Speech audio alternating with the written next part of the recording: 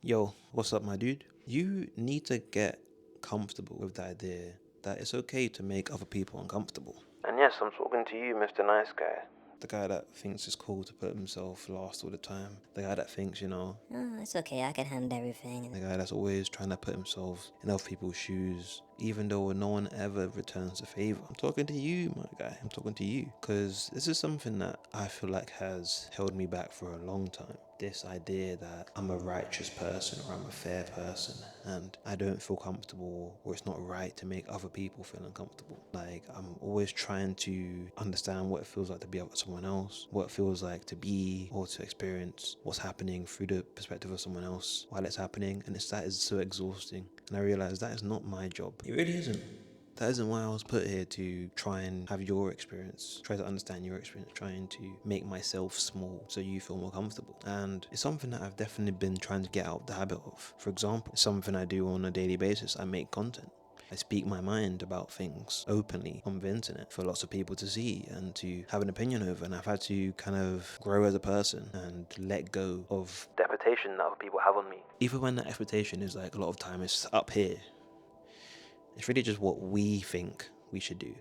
And we use other people as a conduit for our own opinions and critiques of ourselves. That's also something I've become more aware of. So when when you're walking around, sorry if I'm just talking random stuff, this is what I do. If you're new to my channel. Hey. So yeah, if when you're walking around and you like see people and you think, oh yeah, they must think I'm this, or they must think I'm stupid, or they must think I'm so dumb, that's just you. That's just you. You're saying that. You don't know what they think, and you're never going to know what they think. Even if you were to ask them, they'd probably just tell you some sort of PC answer to kind of not offend you. You're never really going to know what people really feel about you, and that's okay. That's something you have to live with. You can't be liked by everyone. You can't be loved by everyone. You can't experience everything. And it's a hard pill to swallow, man. I'm one of those people that want to experience things. I want to share things. I want to just really have lots of connections with people and experience things. And part of that is like part of being part of a community is one, like obviously being vulnerable enough to be seen and like actually be known by other people, which is quite scary. But also like to take up space. You have to be able to take up space. And that sometimes means stepping on someone else's toe.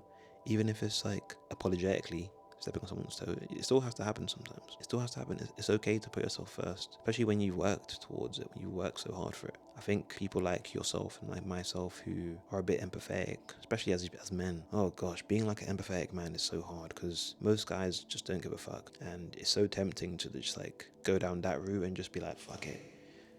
No one else gives a fuck. I'm not gonna give a fuck now. Fuck everyone.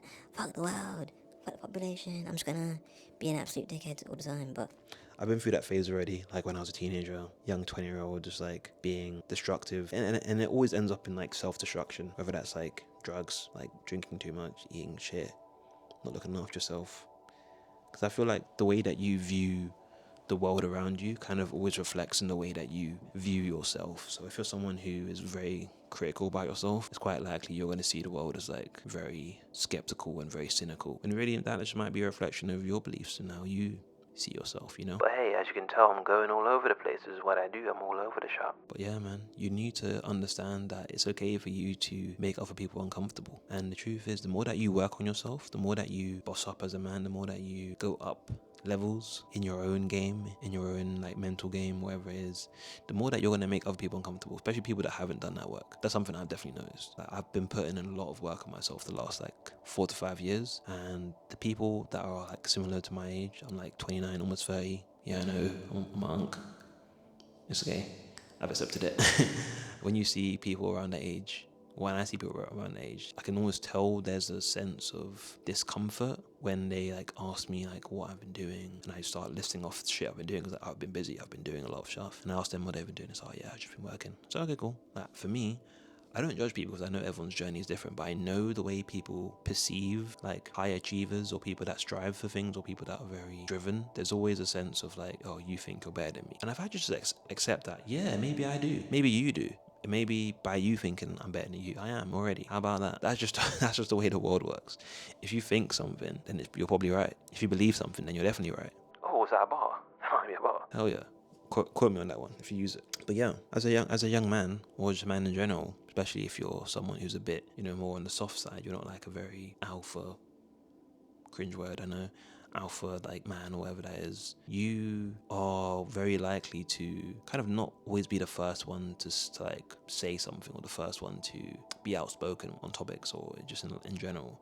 And a lot of time men will perceive that as meaning that you, or what you have to say, is less important. And also understanding that that isn't the case is very important. Because if you are like a softer guy, a guy that maybe is a bit more empathetic, you're gonna think twice before you react. In general, you're gonna have a bit of more time to reflect, or you'd give yourself more time to reflect before you answer like a big or serious question, when a lot of other men will just quickly say something. And for a long time, I used to think that my inability to be like, or like make snap judgments, or make snap observations, or just like outwardly just say my opinion, meant that I either had a bad opinion, or that I was kind of too dumb to have an opinion.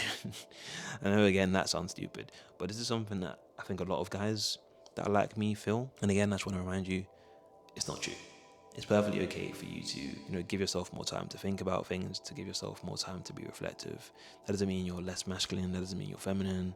That just means you're you, and that is okay. I think a lot of us guys who are a bit more reflective, a bit more like, we're ponderers, like we like pondering. We have a bit of a, whimsical side to us as well. But a lot of the time that can be misconstrued as like, even like, I don't know about you, but I've been called gay many times in my life, and it's simply because I don't adhere to the basic concepts of masculinity. Of course, on the outside, I'm quite muscular. I'm a black guy. I've got South London accent. People are gonna perceive me in a certain way. Then as soon as I start communicating, I can tell the wheels are kind of turning. They're like, "Oh, you're kind of chill." And I like being able to surprise people with that. It's cool. It's a cool experience. I'm sure, again, if you're a black guy watching this who's quite chill, you've experienced that as well, where people will perceive you as being something else, and then they'll tell you how they perceive you, and you're like, What? Huh? that's how you see me. That's insane. Maybe you don't know me. Oh, yeah, I'm just rambling again. I love a good ramble. I love a good yap. But my throat's getting dry. Give me one sec. So yeah, I just wanted to quickly leave you guys with this, like, just because you don't fit into whatever box someone's made for you, just because you feel like maybe you're, not like many of the other guys around you, doesn't mean you're worse, doesn't mean you're better, it just means you're different, you're unique, and that's okay.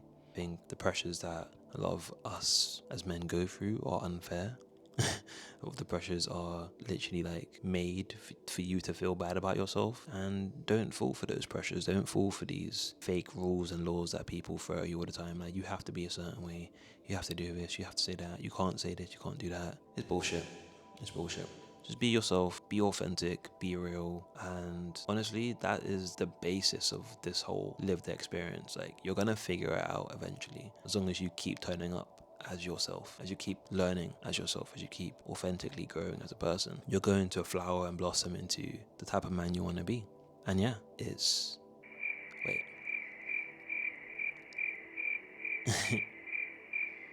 in the end, it's gonna be good, and if it's not good, it's not the end yet. Hell yeah. Yeah, I'll leave you with that, guys. Hope I see you on the channel again soon. Peace.